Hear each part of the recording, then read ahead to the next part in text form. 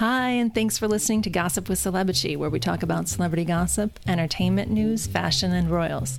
This week, we're going to talk about the stories we just covered on Celebitchy.com, including Kensington Palace, dealing with trolls on social media, the SAG Awards, and our Oscar predictions. We also talk about The Wife and A Star is Born, and our thoughts on both movies. We'll answer reader questions, including our favorite celebrity couples and couples we miss covering. And we also have a special segment this week with Kristy Puchko from Pajiba.com, who talks about her love for the movie Serenity. I saw it and I completely agree with her. It is amazing and underappreciated. Finally, we end with our weekly feature, The Comment of the Week. The photos, stories, and memes we talk about here can be found at Celebitchy.com under our podcast section, and they're also in the show notes. I'm Katie, the founder and editor of Celebitchy.com, and I write as Celebitchy. And I'm Chandra. I'm the head writer for Celebitchy, and I write as Kaiser. If I seem distracted for a second, it's because I have a little panther kitten who loves all these wires, and he loves to get in my business as soon as I start podcasting. Aww. So we're getting the hang of this. It's been about a month. That's about how long it takes to do a new habit. So it's getting to be more second nature and not as intimidating as it was at the beginning. Yeah. And we really appreciate all the great feedback that we've been getting from people. And that's been really nice to hear. Yeah, I think a lot of people like hearing our voices, and it's more conversational, I feel like. And it's fun to just talk to each other because we never carved out an hour every week just to sit around and talk. We talked about it, though. Yeah. We talked about it. We should talk more often. And then we never did. We never did. We mostly email. And once in a while, we would talk only for 10-minute segments. And it's so weird because we have this kind of understanding. It's not psychic, but it's like this understanding of each other just that comes from reading what we've written for years and years. Yeah. And it just comes from years and years of working with each other, too. Yes, exactly. Because at the beginning, we didn't have this kind of vibe. No, we fought a little bit at the beginning until we got to know each other and understood each other more. Yeah. It took some time. If you have questions or comments and you're listening to this, you can call in at 434-218-3219. That's 434-218-3219. That goes straight to voicemail, or you can text us there. We're also on Twitter as Celebitchy and Kaiser at CB. And you can email us at info@celebitchy.com. And if you rate, review, and subscribe, it helps us grow. So thank you for everybody who's done that. And we also really want to thank Kristy Puchko from Pajiba because she talked to me about Serenity. And I'm going to include that a little bit later. She loves the movie Serenity. It's been trashed by critics, but she's one who appreciates it for the trashy masterpiece it is. Yeah, I read some of the spoiler-ful... Don't tell me. I won't. Okay. I read some of the reviews that are full of spoilers. Yes. It sounds like a crazy movie. I am looking forward to, because I like a film noir. I do. Yes, me too. So I'm going to go see Serenity this weekend. I told Kristy I would go see it and let her know what I think because it's got this crazy wild spoiler, and you looked it up. You know what it is. I do not know what it is, and I'm really excited for it. My review in this podcast later on will be spoiler-free. I also have to see Vice and If Beale Street Could Talk. Those are the only other two major movies in the major categories that aren't coming out before the Oscars to buy or to rent. I really want to see Vice. I have really mixed feelings about, Yes. Are we trying to lionize Dick Cheney in any sort of way? Ooh, that's a good word, lionize. Well, that's what it feels like. Like, even though Yes. it might not be the best portrait of him as, he's this hero or anything like that, it does feel like because you have Christian Bale playing him, it's problematic. Exactly. And you wrote about that, and I agree. They started digging the holes that we're still in with the wars in Iraq and Afghanistan. Right. And they fabricated all the evidence for their personal profit. Even if that evidence existed, it would have been against the Constitution and international law, blah, blah, blah. But yeah, it really pisses me off. But it looks like a good movie, too. Yes. So, who knows? Who knows? The big story this week, at least as far as I was covering, was Kensington Palace releasing some information to Hello Magazine. Yes. That they were having internal problems moderating comments on their social media posts, and they made it sound like they're having equal problems with trolls and fans of the Duchess of Sussex and the Duchess of Cambridge. Yes, of Kate and Meghan. Kate and Meghan. Maybe they had to do that for their own political reasons or what have you. We've seen that it's turned really racist against Duchess Meghan, but there is a fighting and an anger that is unprecedented in that. Well, a lot of people commented that Kensington Palace Instagram should just have no comments. And I agree with that. I don't think that Instagram is the place to fight this out. Twitter is a little bit harder. Can't really moderate comments like that on Twitter. Oh, yeah. You could mute or block people. But I don't think Kensington Palace should be in the business of muting and blocking people on Twitter. The internet is a toxic place, and I think Kensington Palace has every right to feel protective and to let it be known publicly that they're having issues, and everyone needs to take it down a notch. That was an important first step of Kensington Palace. Imagine what it must have gotten to for them to have to admit that, because that's a big deal for them. Yeah, I also think it would be hard for them to not acknowledge it at this point. Okay. It's been happening for a year. Yes. A solid year. And it got especially bad right after Meghan and Harry returned from their South Pacific trip, because they were so popular and the crowds were so big. And there was this sense of, oh God, the Sussexes are going to be a lot bigger than we initially thought. Their brand is a lot bigger. That was right after she announced her pregnancy, right? And the optics were beautiful on that trip. She was wonderful. It was a joy to see. I have this sort of involved conspiracy theory that it's not just one person, it's not just one thing, it's not just one issue. It's a culmination of a lot of different things coming together all around the same time. I think Prince Charles wanted to take his son and his new wife down a notch. I think Prince William and Kate also were scared shitless at Harry and Meghan's popularity, and they were looking to create some drama, take them down a peg. And I think the British media was absolutely complicit in all of that. And they took it too far. They absolutely took it too far. And as we've seen in some of the comments on our site, not to get too into the weeds, but there are people who hate Meghan who are parroting the exact criticisms lodged by the British media. Yes. There are. And it's very symbiotic between the hatred and the British tabloid media. Yes. There's a new conspiracy theory that she's not even pregnant. And we didn't cover that because it's outrageous. Kaylee Donaldson at Pajiba did a good piece on that. Just for a comparison's sake, I remember that there was a conspiracy theory about Kate's, I think it was her first pregnancy. Someone sent me a link to this very long involved conspiracy about Kate's pregnancy. If you read it as a piece of fiction, it is hilarious. That's the thing. It does feel like a different vibe, the criticism that Kate got and the hatred and criticism Meghan gets. There is a difference. And we talked about it last week with her just eating avocados and how that turned into her being complicit in the evils of the avocado trade. And I think that there's going to be a shift. And I think this week might have been a start of a different kind of conversation with Kensington Palace. They've noticed that they have a problem. They can't ignore it any longer. Yes. And they both did a lot of events, which was nice to see. Kate and William went to Scotland, and Meghan went to the Royal Theatre. Yeah, the National Theatre. The National Theatre, not the Royal Theatre.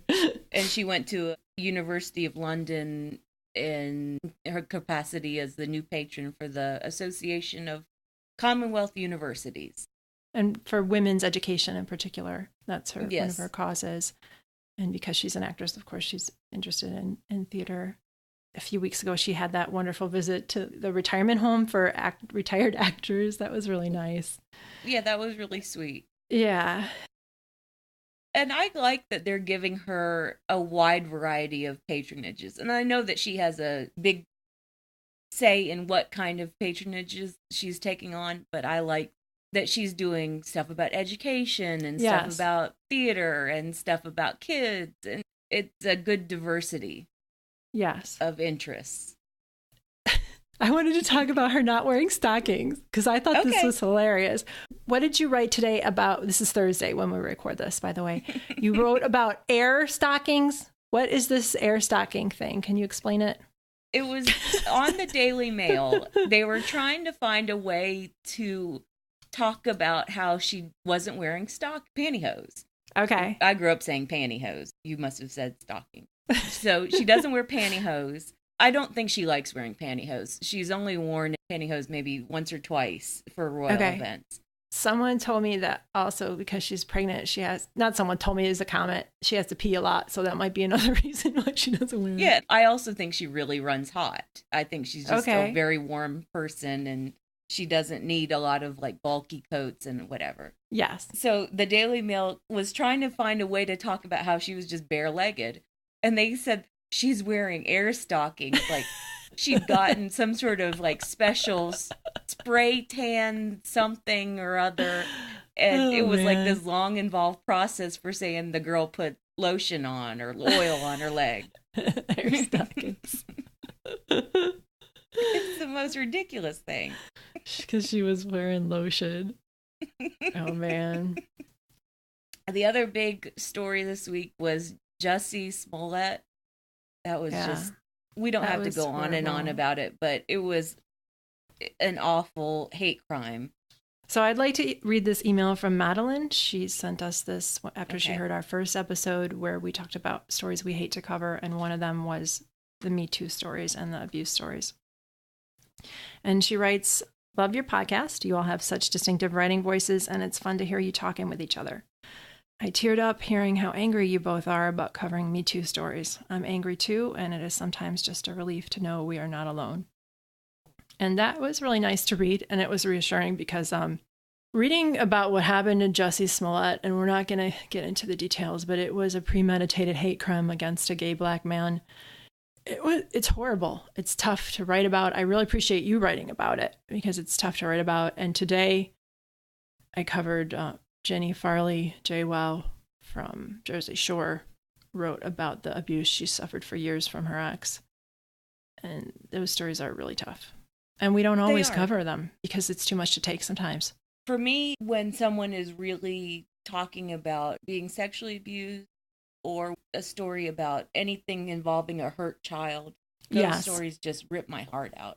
They're tough, and I don't even want to cover them. I don't want to waste the energy on the predators. I don't want to think about them. I don't want to give them any sort of space on the site or in my mind. Yes. I read also that the Empire cast are getting protection now. And they're getting 24/7 protection. Jussie is going to have armed 24-hour protection. And they're fooling around with the schedule so that he won't have to work immediately. That's good. On a lighter note, we had the SAG Awards on Sunday. We did have the SAG Awards, yeah. They were pretty boring, I thought. The award shows have been really boring this year. I was so happy that Black Panther won. That was wonderful. And I really enjoyed watching and covering their press conference after and Chadwick Boseman's comments on privilege and being a black actor and a black man. And I enjoyed seeing them win. You know, do you think they're going to win Best Picture at the Oscars? No, it would be awesome, but I don't think so. Who's your pick for Best Picture at this point? I know that you haven't seen everything, neither have I, but what do you think is going to win? I have to look them up again. Because there's no, I know I'm an idiot. There's no clear front runner for me. I don't think it's going to be Bohemian Rhapsody. I don't think it's going to be Green Book. And I'm starting to wonder if Black Panther might end up just shocking everyone. I really do. It could be Vice. It would be awesome if it was Black Panther. Nobody's going to vote for Bohemian Rhapsody, or at least less Academy members will vote for it because of Bryan Singer. I think Green Book is out because Peter Farrelly didn't even get nominated for directors. Oh, good point. Yes. So Green Book is out. Bohemian Rhapsody is out. I think Vice might be out for Best Picture. I think it might be. If they give Vice anything, it'll be Christian Bale. Okay. I saw Roma. I fast forwarded through Roma on Netflix. Yeah, I think Roma could be a contender. It's a contender, but it is interminable. Like, they could have cut the whole middle. There are scenes, there's 2 different scenes where she's cleaning dog poop, like at the beginning, and then there's one in the middle, and they're not even like bookend scenes. There's a scene where the guy is trying to get the car into the carport, whatever you called it back in the day, and almost scrapes it, pulls out, runs over the dog poop. I mean, it just, I couldn't with that movie, and I know it's supposed to be arty and it's probably a throwback to classic movies, but I did not appreciate it. I did like some of the performances if you fast forward to get to them. So you think Roma could be a bigger contender? I think it's a big, yeah, that was like this long diatribe on nothing. It's a bigger contender. You have to be the kind of person who appreciates that, and it's not me. I think that's Roma's tagline. It's a big diatribe about nothing. I was talking about myself talking about it, but that could apply to the movie as well. All right. And The Wife wasn't even nominated, but let's talk about A Star is Born. All right. So we both saw A Star is Born. I was not expecting that film. I really wasn't. Okay. From the way everyone had been raving about it for months, I thought it was going to be this amazing, career-defining performance from both of them. That's what I had built it up to be. I thought I would at least buy the relationship between the lead characters, and they had no chemistry. Like, usually when you see those movies and it's a couple, they have something sweet between them, and it gives you the feels like, oh, I remember when I had that feeling. Nothing. Yeah, there are a lot of romances where it's poorly written, poorly directed, and I still like the movie because they have so much chemistry, the 2 actors. Yes. Like Twilight had that. Yes. Yeah, you like to see pretty people fall in love. Right. That's like half of all filmmaking. Yes. You nailed it. But Lady Gaga and Bradley, I thought they had chemistry in the first scenes. I really did. The very first scenes. I didn't. Oh, when they were outside the supermarket and she was singing to him. That was a good scene. That was a good scene. It was all right. It felt like an art project that a film student had done. It really did. Everything after that, like as soon as he brings her on stage and all that sort of stuff, I'm like, oh no, they don't. And they never practiced. She sang that song to him once in a parking lot, and then all of a sudden they're performing in front of a live audience. We should tell people these are only very mild spoilers. We're not going to reveal big spoilers or anything for this movie. I loved this criticism. I'm going to totally mangle the quote or whatever. Okay.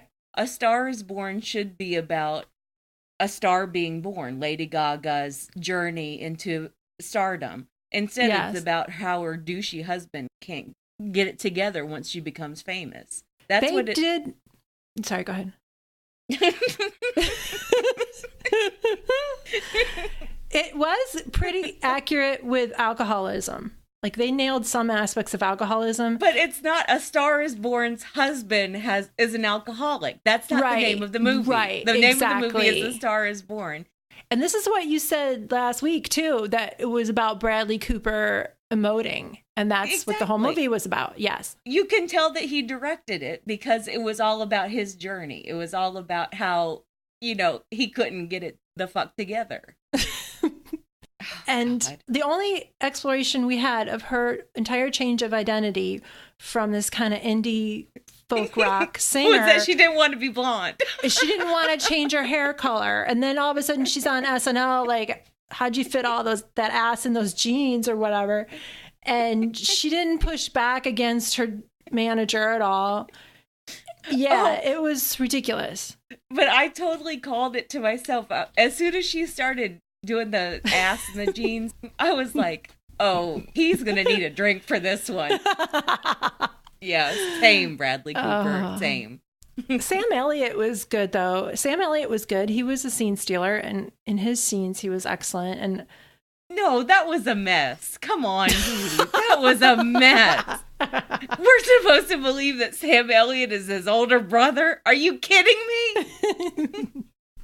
We're just going to pour all the hatred and scorn onto A Star is Born. It was not a good movie, though. I cannot believe it was ever an Oscar frontrunner. It never deserved to be an Oscar frontrunner. The wife should be in that slot. The wife should get the slot that for Best Picture that A Star is Born got. The only reason they gave Lady Gaga an acting nom for that is so she'll show up. Yeah, that's very true. Because do you know how boring this award season would be if we didn't even have Gaga? True. And I'm glad that she got invited. She was the best part of A Star is Born, I honestly think. The bar is very low. Yeah. She did the most with a really bad script. Yeah. But we both loved the wife, I think. We thought, can I complain about The Star is Born for a minute more? Because this timeline was all messed up. You didn't know where you were in the characters' lives at all. There was no continuity. And maybe they were doing that to try and portray the alcoholism of the lead character, but they didn't even do that right. So, well, because the way that the timeline just felt sort of compressed and all screwed up. Yes. It made it seem like Gaga's character, Allie, had become this like Madonna level pop star who could dance on command in a month. Over the course of a month. Yes, exactly. Okay. Thank you for letting me get that out of my system. I needed to complain a little bit more. All right. Now, we both loved The Wife. The Wife was very good. I highly liked it. I didn't love it. I think it was a little slow to start. And I didn't love it because it made me mad because I cared. Yeah, cared about her. I cared about her. We shouldn't talk about the ending, but the ending made me mad. And that's all I'm going to say about it. I thought the ending felt good. Okay. All right. Knowing what we know now about the Oscar season, aren't you surprised that Jonathan Pryce hasn't been nominated for more? Because he was excellent in it. He was very good. I think he was so good that you didn't like him at all. And you were pissed off at him, so he didn't get nominated for that reason. Yeah, it could be. Now, did you know this? That there are flashbacks in the movie. Yes. And there's a young woman who has Glenn Close's exact coloring. That is Glenn Close's daughter. Her real life daughter. Okay, I can't fake like I didn't know. Because when we first... Because we were talking about this about half an hour ago, and you were like, oh my God. Before we started recording for the podcast, we were chatting, and you told me, and I was like, oh, and I can't fake that again. But I was really surprised when you told me. Thanks for setting it up for me, but I couldn't follow through on that. But yeah, we both like The Wife, and I'm totally fine with Glenn Close winning for it. Glenn Close earns all those awards. She does. Yeah, she was brilliant in it. She's wonderful. Oh, one of the nice little parts of The Wife that I didn't know going in is that Christian Slater has a really nice little part in it. Oh, I liked him. Yeah, he's not nice in it, but he's interesting in it. He had a really good scene with Glenn Close. Yes. It was sort of sexy, but not. I like that scene too. Yeah, it was great. And the last story that I really wanted to talk about was Celine Dion and whether or not she's banging her best friend Pepe. We should give Munoz. Background on this. Celine Dion is fabulous, and she wears all this great fashion, and she's been going to some of the fashion shows with this really beautiful man. You told me how old he was. He's like 39. He's 39. And he looks like late 20s. He's got this beautiful face. He looks like Guy Pearce. Doesn't he look like Guy Pearce, but like someone touched him with an angel face? Right? Doesn't he?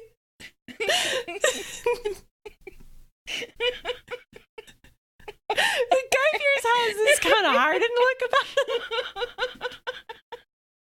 I practiced that shit. I did. But it's true, right? He looks like Guy Pearce, but like younger and prettier. Yeah, he's very beautiful.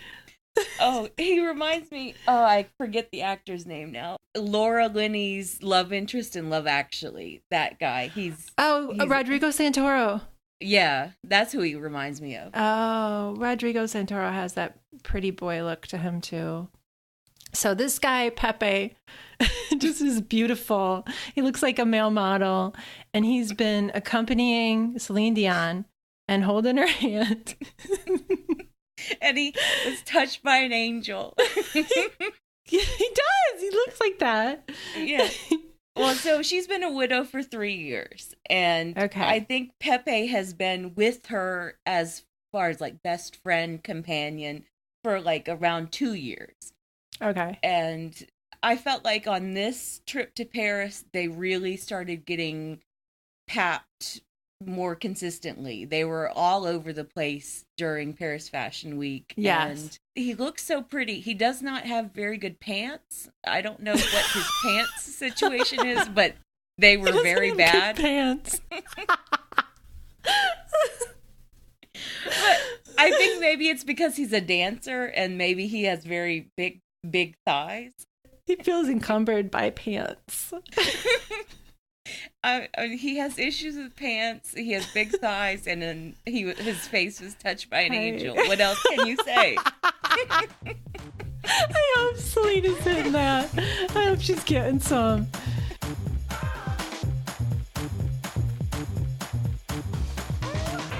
So we have some user questions this week.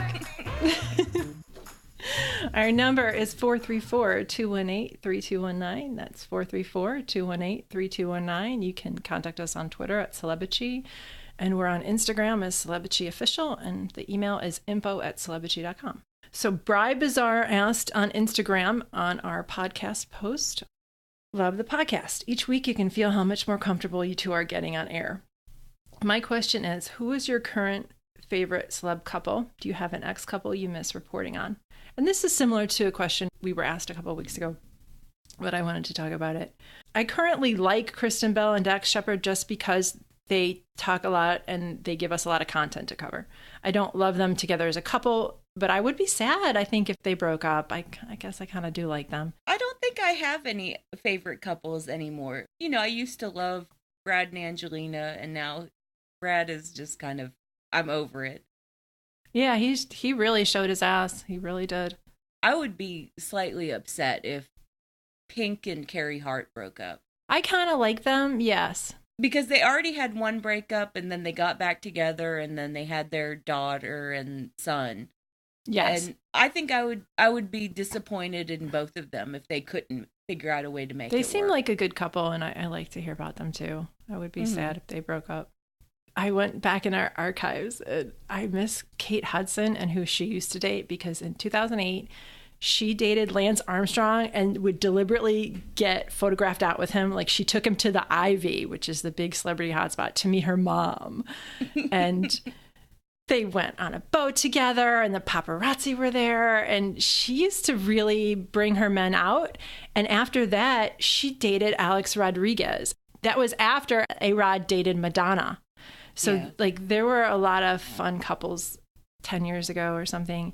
And when Kate Hudson was with Alex Rodriguez, Page 6 reported that you remember this story, over his bed. Yes. He had the centaur. Yes. Yeah, a lot of people have confirmed that he has the painting of himself as a centaur over his bed. That is awesome. The movie Serenity with Anne Hathaway and Matthew McConaughey hasn't done well with critics, and it hasn't done well at the box office. It got dumped in January when the studio realized that it wasn't tracking well with audiences. Despite the 22% critics rating, some people, including me, absolutely love this movie. The reason I went to go see it in the first place was because I read Kristy Puchko's review at Pajiba. She called it a bonkers movie with a crazy twist. Don't worry, though, because we're not going to reveal any spoilers in this review. I was so happy to talk to her because I've read her reviews for years, and I almost always agree with her take. Here's part of my talk with her. And here she's talking about how she got her friends to go see it with her. This was the third time she saw the movie. She liked it that much. Several people had read my review, including friends of mine, and said, I don't know what you're getting at, that you keep talking about how bonkers this movie is, but I kind of want to go. And I was like, I'll go with you. I managed to get a group of friends together, some of who did not know each other. So it was kind of cool. It was fun. Yeah. None of them knew spoilers. Some of them refused to even read my review. I said, well, the review doesn't have spoilers. Like, no, I don't want to know anything. I was like, okay. And so we sat there. Oh, it was so much fun to watch people watch this movie. We were in a relatively crowded theater of older couples that appeared to be on like a nice Saturday evening date, which was amazing because that is not this movie. I had so much fun listening to an audience be totally shell-shocked and quiet during this movie, and listening to my friends gasp and giggle and at points just go, what? And here's her description of this movie. And you can read her reviews. They're very clearly labeled if they have spoilers or not at Pajiba, Pajiba. On the surface, it looks like it's this like sultry neo-noir with Matthew McConaughey and Anne Hathaway and Jason Clarke and love and blood and sharks. And sure, but then there's sharks. Yeah, there's a line in the trailer, I want you to throw my husband overboard, give him to the sharks. There are sharks in this movie. They play a very small part. So that's the whole premise of this movie, is that Anne Hathaway tries to get Matthew McConaughey's character to kill her mobster husband. Yes, that's the premise. And like they used to be like in love ages ago. They have like a past. I didn't know that. Yeah, okay. She's like the old flame. That's a pretty good premise. I'm into it. I like 90s erotica thrillers that are kind of trashy. Yeah. And I expected there to be more to it than what was on the surface because it's Anne Hathaway, but I had no way anticipated what this is. So you called the spoiler, I think, audacious. Just was so bold. Yeah, it's so nuts. I said to people that were going to see it, if you think you know what's going to happen, tell me what you think the twist is. Okay, I will see it by this weekend before this comes out so I can add a little something at the end of my thoughts. And I won't put the spoiler in, of course. I really appreciate you taking the time to talk to me. It's been like so much fun. Yeah, thanks. This has been really fun. So as I mentioned, I did go to this and I absolutely loved it. And my friend who went with me loved it too. And we talked to some people outside the theater. I asked them ahead of time if it was okay if I talked to them because I'm working on a podcast and watching this movie for that. And they were really nice to me and they loved it too. And one lady told me, well, you'll hear what she said. So here's part of that. And they spoke kind of low and I was recording them on my phone. So it's a little bit hard to hear, but it's worth it. So does anybody feel like talking about that movie and did you like it? Oh, I liked it. If you like to think about things, those are the kind of movies that you want to see. Different twist, yeah. Yeah. You don't need all that action to enjoy it. I mean, it was slow at the beginning, but you knew something was building up. Did you like this movie? I did. It was different. Yeah. People. I get to see Matthew McConaughey's butt. So yeah, I like seeing him naked all the time. I'm happy. I can handle that. Yep. I just like how movies like that pull you right into it. I thought it had a whole world, like it had a nice world to it, and all those beautiful shots and everything. So. Yeah. I like something that makes you think. Yeah. Cool. Let's go. Thanks for talking to me. Welcome. Good night. See Thank you. you. Bye. Bye.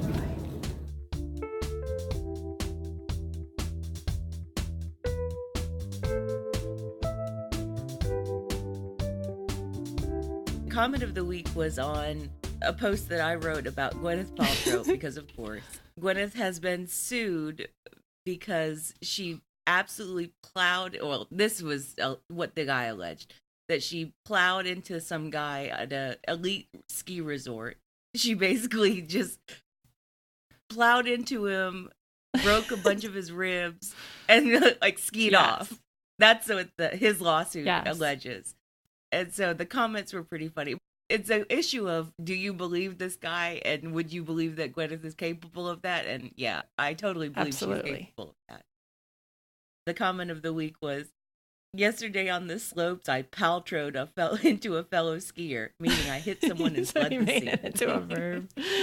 And that was from Eric. And I swear when I found that and read it, I did not see that the next comment was like, yes, that is comment of the week. So thank you so much for listening to us. We really appreciate your time. Here, you say something. Say thank you. Oh. Thank you, everyone, for listening. All right, we're good. Thank you for listening to the Celebitchy podcast. Please rate, review, and subscribe. It will only help us grow because we're brand new. You can follow us on Twitter at Celebitchy, that's CELEBITCHY. We're also on Facebook and Instagram as Celebitchy Official. Our website is celebitchy.com. Thanks again.